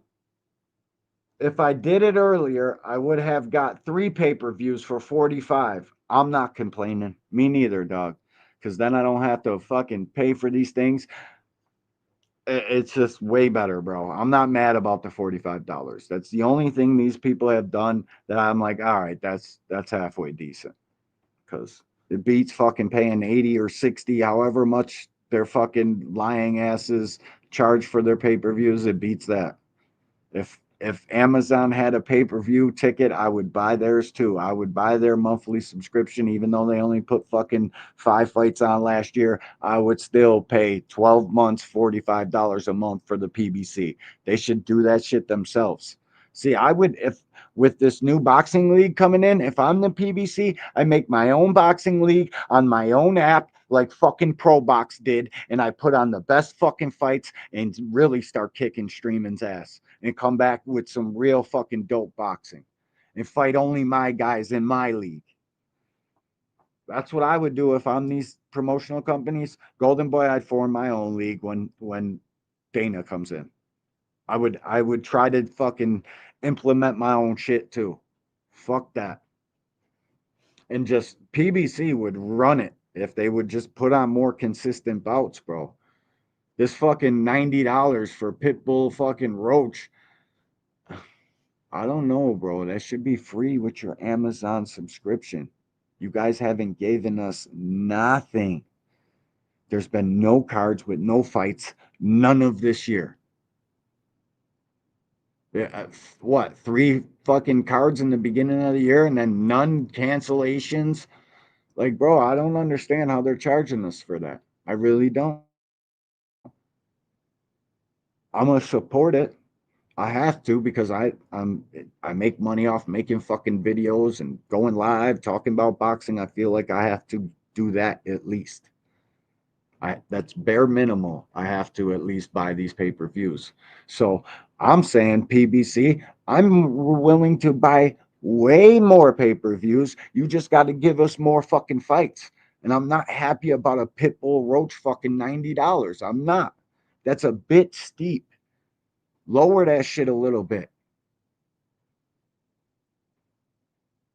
You know what I'm saying? That shit sucks.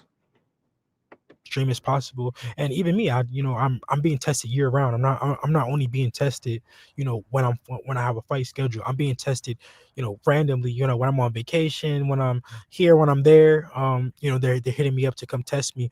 But I just want to be an example, for the Imagine this.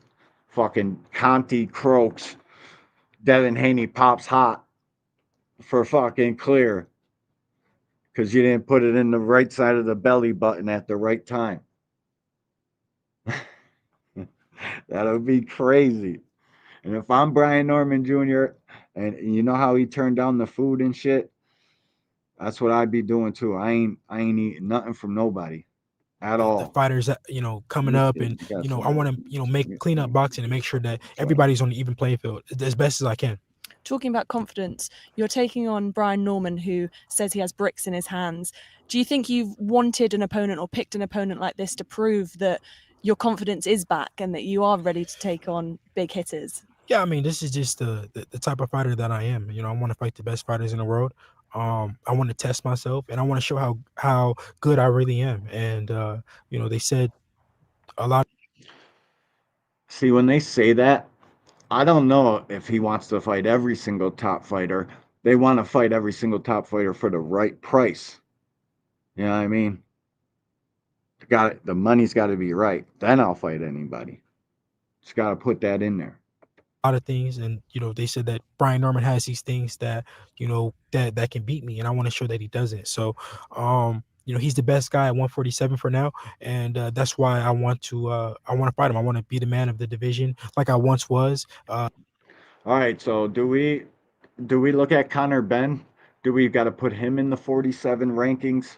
That's what his mouth and lips said. He said he's going back down to 147. I don't know if Brian Norman is the best welterweight. I think a lot of people shit on Rolly, and I can't, bro. I know who Ishmael Salas is. I know his coach and the improvements he made on boxing. I got to see Rolly fight some of these guys. I got to see Barrios and these guys. Styles make fights. Styles make fights. Like, that's the realest shit about this game. Styles make fights. I don't know if Brian Norman's the best welterweight. I think they're fucking close, man. I would love to see Rolly and Brian Norman. Oh my God, that's a great fight for me. Two guys I know damn well what they're coming to do. Like, even when Rolly tried to stay away from fucking Pitbull, he still fucking chose to fight. Even when he tried to do that dumb shit and get knocked out for it, man, Pitbull took some shots in that fucking fight, bro. Rolly hit Pitbull's big ass head. Fucking, like, I can't believe he wasn't knocked out. I watched a lot of that shit in slow motion, making content on it, bro. I can't believe Pitbull could take those punches. He got hit with a left hook in that fucking fight, bro. I'm shocked his neck wasn't like dislodged over it. Rolly punching. That's why he can box shittier than everybody else and fucking make Ryan keep his hands to home and make everybody give the Osterine fucking argument some validation. Made everybody look and see Ryan not on the super serum. Fucking Rolly outboxed him. Yeah, Rolly did something Devin couldn't do. That's crazy. We need to stop shitting on Rolly, bro. I need to see these fights. I will say Brian's right there. I don't know if he's the very best welterweight. If Conor Benn's at welterweight, we got it. He's definitely, Conor Benn's a big fucking dude. I'll be shocked if he can come back to 47 and don't get knocked out for it. Every guy who's ever went up, when they came back down, they've been sparked out, knocked out. I don't know too. Shit, if you guys know of a fighter that went back down 2 weight classes and didn't get knocked out, I would love to know who did it. I would love to know who went way up and then came back down and fucking successfully pulled it off. I think Conor Benn is as good as any one of these guys. And he's fucking mean. Very mean-spirited. I think he means what he says. I think he goes and fights. He's a fucking problem for any one of these guys. Welterweight's so shitty and they're so like, there's no like, let me take back. Welterweight's like refining, recalibrating, and all the guys at the top are like right around each other, man. I'm dying to see which welterweight fucking takes the glamour division and takes over. It's prime for Devin Haney to do that, guys. That's what we're sitting on 2 nights, 3 nights before this dude's going to have an opportunity to grab welterweight like his idol, Floyd Mayweather. It's big. This is big fucking big time shit, man. That's why I'm so excited. If he really pulls this off, which I wouldn't bet on that. I've never been more sure of somebody winning a fight. And he's not the winner, Brian Norman. But there's big time implications in this fight. Like some serious, like Brian Norman's out of here. He stops fucking Devin Haney. You know what kind of conversations people are having about that kid? Y'all think Devin Haney's the water walker. Y'all know where you got Devin Haney placed in the clouds, dreaming in your brain. Brian Norman knocks him out. I need you guys to give Brian Norman credit. There's not a single fucking reason we should be taking credit away from Brian Norman Jr. the day after this fight. Vice versa. If Brian Norman lets this kid go out there and fucking log laps, so be it. Right? I mean, we've heard for months now. Please run against me. I'm gonna cut that shit off. I know how to cut off the ring, and I believe him. I think Jose was doing a good job. Well, not really a good job, but he had him cut. He was cutting the ring off. He just wouldn't throw punches. Go back and watch the fight. I've watched that shit 3 times now, and the last 2 times were fucking god awful. It was so hard to watch. But I watched this shit to grab clips and know what the fuck I'm talking about when I'm out here on this internet talking about these dudes fighting. The least you can do is actually watch the fucking fights. A couple times. Go back and refresh your fucking memory so you actually know what you're talking about. big welterweight champion, and that's why we're taking on the best guy. Abdullah Mason. Someone else who is Jamal looking for a Devin fight Handy with you, Conor Benn, after his fight with Chris Eubank, was calling out your name. Would that be a fight that would interest you at any point? Yeah, of course. You know, that would be a fight that I would love one day. But it all starts with, you know, me being victorious against Brian Norman on November 22nd, and me becoming champion once again, and then we can go from there. And last question for you: Anthony Joshua is now fighting Jake Paul. Have to get your take on that. Should that be happening? Is it a good thing or a bad thing for boxing? I think it's a great thing for the sport of boxing. You know, they were saying that Jake Paul, you know, was fighting this person and that person, but you know, now he has a real test to get to, you know, solidify. If Anthony Joshua doesn't knock fucking Jake Paul out in like 5-6 rounds, bro, that shit better be a real fight. I don't know, man. No, it's a real fight. I think Jake Paul held back on Tyson, and that's why we seen what we seen. I think it's as real as it gets, bro. And Jake Paul and them think they got something on Anthony Joshua. They seen that little short right hand from fucking Daniel Dynamite Dubois. They seen that shit, and they're banking on Joshua being chinny. But what Jake Paul probably doesn't know is how hard Dubois is really punching. And he was already hurt in that fight from a big punch. So, man, I hope AJ fucking kills this kid, but I don't care about that fight, bro. Fuck that shit. I was pissed Tank was in there. Now this. I don't care about Jacob Joseph Paul. Fuck him. All right, world title war coming. Abdullah Mason and Sam Noakes trade their last verbals. Man, I love Abdullah Mason, bro. I hope he gets this job done. And fucking, I'm in Cleveland in 2 or 3 months celebrating at this kid's next fight. Please, Lord, give me that. But I think it's going to be much harder than a lot of people think. I've been worried about this fight since the day I heard of this fight. But I've heard like Knockout Boxing, shout out to him, saying this shit's a showcase. Bro, Sam Noakes is a fully grown man with all of his waves of man strength. You can't go into this fight thinking like being 100% confident with this kid's chin. And Sam Noakes has got a heavy fucking punch. Heavy punch. Like you could tell them shits is heavy. Like all of his punches hurt. His jab hurts, his fucking everything. So this is a tough fight, bro. I hope to God Abdullah is not chinny, but we've seen a lot of guys touch the canvas early in their career. They've gotten up, proved to be okay. It could be the weight cut. It could be a lot of things, man. It could be. But, and again, it could just be, you know, and that's the beauty. We get to find out. I'm big on Abdullah Mason. Maybe not as big as everybody else, but I'm high on him. I think he can really, like, his name's ringing bells. He could really take this shit over. So I can't wait to see this fight. Shout out to is this Queensberry? Yep, Frank Warren's Queensberry Promotion, YouTube, educational purposes only.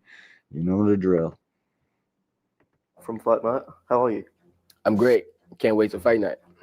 Yeah, I'm feeling good. Excited more than anything, to be honest. Now I'm out here. Now it's finally fight week. If I say the words to you and the new WBO world champion, how does that sound? Sounds good. Sounds very good. It sounds like that's what it's going to be in a few days. It sounds real. You're still so young, but you fight like you've got so much experience. How do you do it? How are you different from other people your age? I feel like I'm able to adapt when I'm in the ring, and I listen to my corner. So I feel like that comes from the training. Is it something you're born with, being so unique in the ring at your age? I wouldn't say it's something you're born with, but it's definitely an adjustment you have to make. And sometimes it is more natural than other times. Delta 8 father.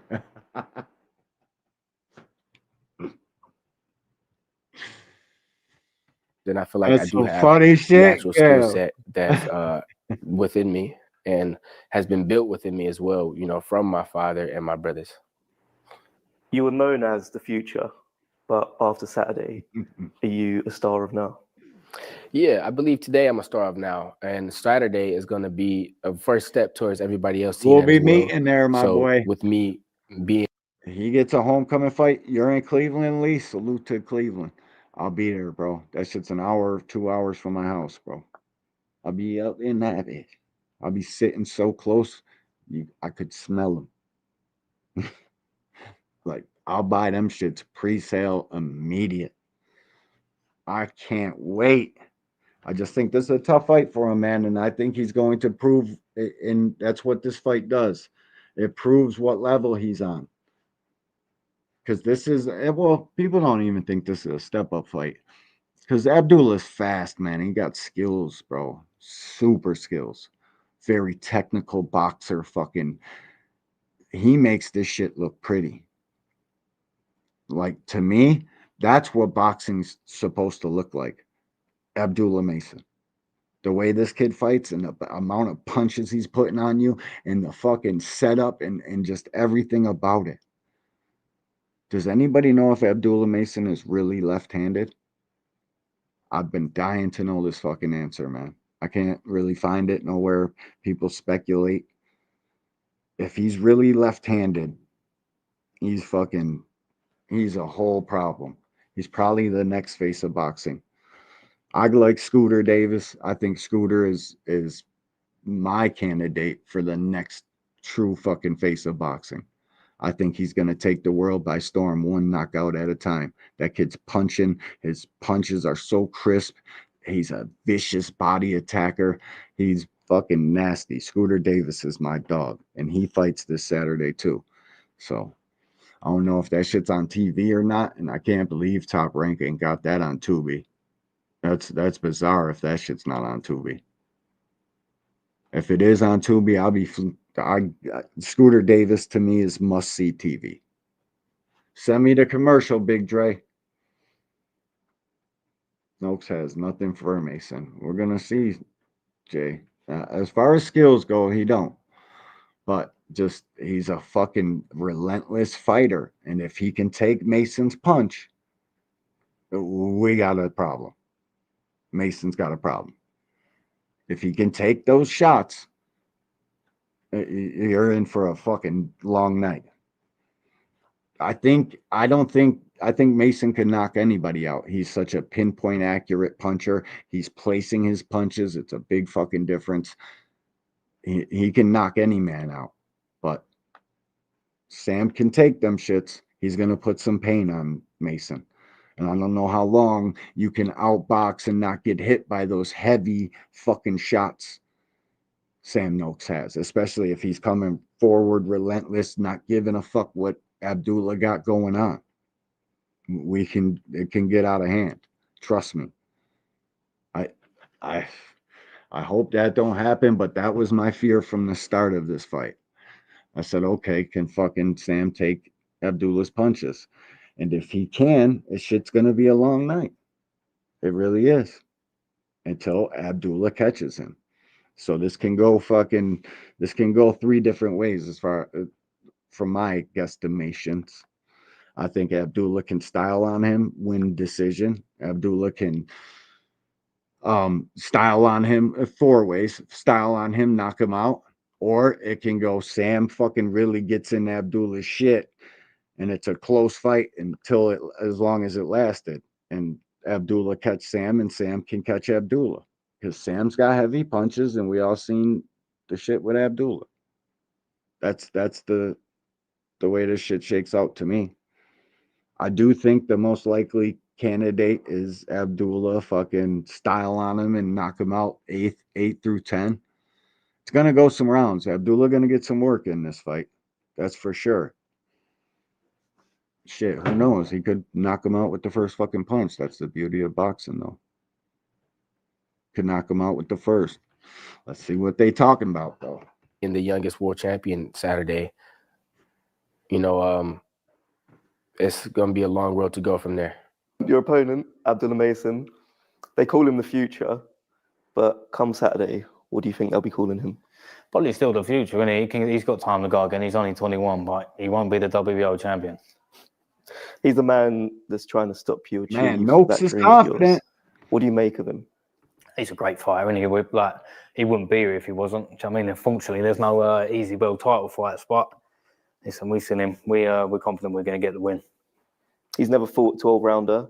Is that what you're aiming for, to take it the distance? Or No. I don't want to do another 12. I've done 2 12s. That's plenty. I think I'm not trying to old man him and bring him down the back stretch. It'll be business as usual. Sam Noakes is the man in the way of that dream. Right. What do you make of him?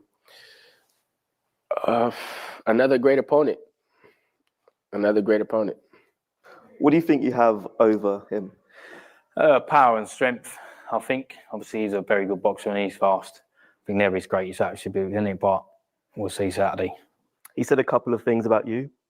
He called you an exceptional fighter, but he also said that... You want some attention, buddy? The boxing report extended. Tank this in your fucking goofy. Where is this? How come I can't find his comment in the chat? Did you guys get rid of him already? I'm pretty sure they did. But yeah, you're a goofy, buddy. Why don't you click the fucking link and come talk some boxing? If not, sit your fat thumb having ass in the fucking comments and keep throwing rocks till I decide to give you attention again. Fucking goof troop. Take the word boxing out of your name. You can barely fucking type. He feels it could be man versus boy in that ring. Yeah, who's the man? Who's the boy in the ring? He said he's the man. Right, so we're going to see Saturday. He also said a year ago... J.O., what's up with you, bro? Salute to you, man. Abdullah being dropped by an illegal dishwasher twice in the same fight is inexcusable. It is, but I've seen Oscar De La Hoya get dropped early in fights. I've seen Bernard Hopkins get dropped early in his career.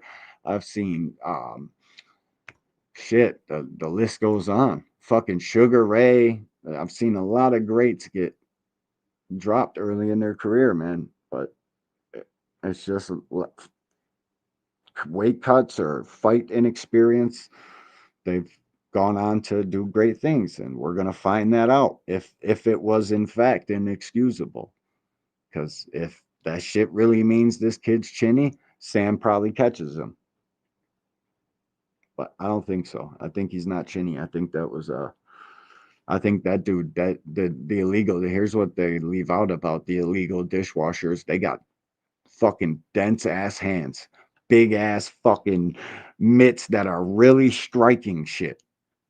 So to get dropped twice by that dude, if you knew who that dude was, he was 26 wins, 24 by knockout. Big deal, bro. That shit matters. That dude's knockout ratio was high as shit. So it probably means he was fucking stepping on shit and punching a little bit. So we're going to find out, though, man. I'm big on Abdullah. He's going to rise to the occasion or fold. We're going to find out. You got dropped by a shot that he feels he wouldn't get dropped by. But salute, J.O. Salute, bro. What do you think of that? That's cool. Maybe I'll drop him with a shot I didn't drop somebody else with. So talking about you a bit, I just want you to explain to people where you've come from, so the jobs you're doing and how you've got to where you are right now. So, yeah, Sam Noakes, come from Maidstone. I've worked in McDonald's for a shift. I've done a call centre and then went into roofing and then done that right up until I turned pro. And then flooded in, I've done tarmacking. I like to keep busy, to be honest. I don't mind. Mason is a big kid, but thank Father, you're literally that argument saying that he should be at 47 or 54, then Devin Haney should have never been 135 undisputed. There goes his whole legacy because he should have never been at 35. So you got to let these kids, if he stays down there and it looks like he's weight bullying shit, then that's when it's time to, like, after he wins this title, if he don't unify and he just stays there, fucking, yeah, he's looking for a size advantage. But if he's trying to unify or move up, then that's fucking different. Because he just started, bro. He's a young buck. He's a big kid though. He's got some length to him. He's definitely a welterweight frame. I think that's where he'll end up. So either way, Devin Haney's in trouble by the next up and coming class. Either way. And if I'm not in camp, I don't mind going in and doing a day's collar. So, but yeah, so that's me really. How do you keep motivated to get to this point while working those other jobs? Oh, it ain't bad though, boys, isn't it? Look what we wear. Look what's been the motivation fighting in Riyadh for a world title. I think. Hold up, yo. I always remember when I first started roofing. Hold up. We were carrying these big heavy titles. I was scratched all up my arms, and one of the boys there was like, "Don't worry, boys, you'll be doing this till you're 50." And I remember thinking that day, I was thinking, no, I can't do this till I'm 50. But yeah, and now we're here. How would you separate Sam Noakes the boxer from Sam Noakes the person? To be honest with you, boys, there ain't really much difference. And I think that's the easiest way to do it. Like, none of this, I don't put on no, like, all the cameras around, I'll be a different guy. It's just me. How would you separate Abdullah Mason, the boxer, from the person? Abdullah Mason, the boxer, and Abdullah Mason, the person, is the same person. You know, you don't separate it. You know, Abdullah Mason is what makes Abdullah Mason Abdullah Mason. When you're walking into that ring, do you feel like a 21-year-old? I definitely feel experienced, and I feel like everybody that I step in the ring with, I'm able to adapt to their style instantaneously. And I don't feel like age plays a factor in that, you know, at this point. You know, me being 21 years old and doing what I've done in the sport, you know, things have been done by fighters my age, like Mike Tyson. He was a world champion at, around 20 years old. And Wilfredo Benitez, I believe he was around 17 years old when he became world champion. So it's definitely not anything new or something that can't be accomplished.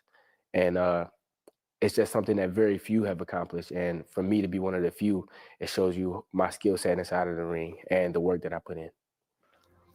Someone that has been with you from the start, Frank Warren, what would it mean to take that world title back to the UK for him? Yeah, it mean everything, I think. And then it's just, I've always been loyal. I only have one amateur coach, and I only have one pro coach, and only one pro promoter as well. And I think, listen, it just be shown that all the investment early on was all worth it. Of course, Anthony's the same, so being on the card with him must be pretty unique. Yeah, I think it'd be lovely if we both can do it. I think that'd be good, bring it all back on. What do you think this fight will show about yourself to viewers that may not have seen you on Saturday? I gotta end the stream, man. Thank you to everybody who pulled up, smashed the like button, the super chatters. Shout out to y'all, man. Appreciate y'all. JB, 2 cents, Boxing Hacker. There was one more I don't want to forget, man. Let me see. Shout out to the super chatters. Y'all know what's up. Appreciate y'all. Hold up. Let me see the last one here. 2 cents. Boom. Cam J Network with the 5. Is that? Oh, Cam deleted the message. Says Boxing Hacker. Cam funny as shit, man. Salute to all y'all. I appreciate y'all coming through, man. We're gonna pop up probably one more time Friday night. We got our Friday night show. I probably talked a little bit too much about Devin Haney on this one, but I got some more shit. See y'all Friday, man. Appreciate y'all. Love. Peace.